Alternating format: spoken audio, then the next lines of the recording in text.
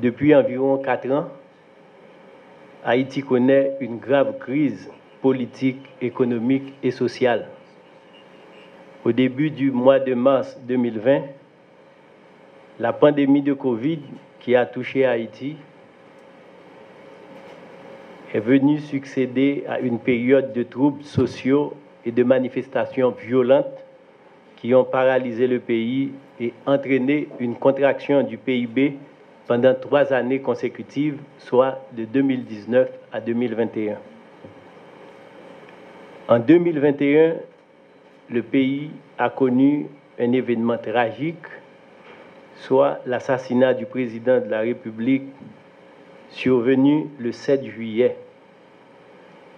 Le tremblement de terre du 14 août qui a ravagé la péninsule sud du pays, suivi 2 jours après de la dépression tropicale Grace, qui a causé d'importants dégâts dans les 3 départements du Grand Sud, l'ENIP, le Sud et la Grand'Anse.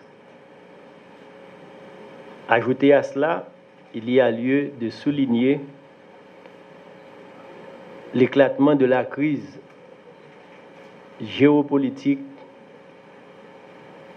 en Europe de l'Est en février 2022 et dont les retombées sont néfastes sur l'économie du pays. Depuis le mois de mai 2020, les autorités financières du pays, le ministère de l'Économie et des Finances et la Banque de la République d'Haïti ont entamé des discussions avec le Fonds monétaire international en vue de la signature d'un programme de réformes économiques intitulé Staff Monitoring Programme, SMP. Ces discussions n'ont pas pu aboutir en raison des contraintes liées à la mise en œuvre de certaines mesures de réforme. Toutefois, les portes n'étaient pas fermées car les discussions se sont poursuivies. En mars dernier, le Fonds monétaire a organisé une mission en Haïti. Les discussions ont duré jusqu'au mois de mai et ont abouti finalement à la signature du programme SMP le 9 juin 2022, suivi de son approbation par la Direction générale du Fonds monétaire international le 17 juin dernier. Ce programme d'une durée de 12 mois, non assorti d'aide financière, constitue un signal fort pour mobiliser les fonds des autres partenaires techniques et financiers du pays. Il vise entre autres à aider le gouvernement à rétablir la stabilité et la croissance macro, à réduire l'inflation et mitiger ses effets sur les ménages les plus vulnérables à travers notamment la mise en œuvre de programmes sociaux. Les services techniques du FMI et les autorités financières haïtiennes se sont engagés sur un ensemble de mesures de gouvernance économique et financière et de protection sociale. Il y a lieu également de signaler des objectifs quantitatifs en matière de gestion budgétaire et fiscale et de la conduite de la politique monétaire. Les échéances retenues sont respectivement juin, septembre, décembre 2022 et mars 2023. À ce stade, j'aimerais adresser des remerciements à l'endroit des institutions publiques et privées du pays qui ont participé aux discussions techniques sur le SMP, aux partenaires techniques et financiers, tant bilatéraux que multilatéraux, pour leur support tout au long des négociations avec le Fonds monétaire international. Des félicitations et remerciements au cadre technique de la Banque centrale et du ministère de l'Économie et des Finances. Avant d'arriver à la signature du programme, 2 engagements ont été pris par le gouvernement et ces engagements ont été réalisés. Je cite l'adoption et la publication d'un budget pour l'exercice 2021-2022 compatible avec les objectifs et les mesures budgétaires convenues dans le cadre du programme SMP. Achever l'audit financier et opérationnel des dépenses liées à la COVID-19 convenu au moment du décaissement au titre de la facilité de crédit rapide avec le Fonds monétaire international. Laissez-moi partager avec vous les grandes orientations du SMP. Donc, le premier aspect concerne la politique budgétaire et stratégie à court terme. Donc, on s'engage à contenir le déficit budgétaire à 1,5% du PIB en 2021-2022 et le stabiliser à moyen terme autour de 2,8%.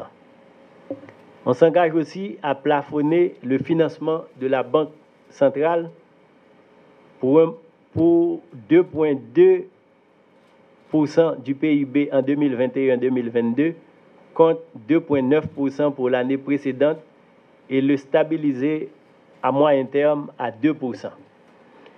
Éliminer à terme les subventions au carburant dès que les conditions le permettront, notamment avec l'effectivité des programmes sociaux du gouvernement. On s'engage aussi à prendre en compte toutes les ressources et activités du FAES dans le cadre budgétaire à moyen terme. Le gouvernement s'est engagé à développer des filets de sécurité sociale. Pour ce faire, le gouvernement entend augmenter les ressources consacrées à la réduction de la pauvreté, construire le filet de sécurité sociale cohérent avec la couverture nationale. En dernier lieu, il y a des engagements qui sont pris pour améliorer la gouvernance, la transparence et la reddition de comptes. Donc, pour y arriver, on s'engage à publier l'ensemble des contrats et concessions publiques et des informations sur les bénéficiaires effectifs. Des engagements aussi sont pris pour renforcer le cadre institutionnel de la Banque centrale et du Fonds d'assistance économique et sociale, le FAES. Donc le programme débute au mois de juin 2022. Donc après la signature du programme, rapidement, on a dû mettre en place un comité pour assurer le suivi de ce programme. Le comité, qui est composé des représentants du ministère de l'Économie et des Finances et de la Banque de la République d'Haïti, ce comité sollicitera au besoin la participation d'autres secteurs et se réunira sur base régulière. En termes de retombées financières du SMP pour le pays, le SMP représente pour nous un gage de confiance qui doit être établi avec les partenaires techniques et financiers d'Haïti en matière d'engagement du gouvernement à assainir le cadre macroéconomique et financier, la capacité accrue de catalyser les financements externes, notamment sous forme d'appui budgétaire à court et moyen terme.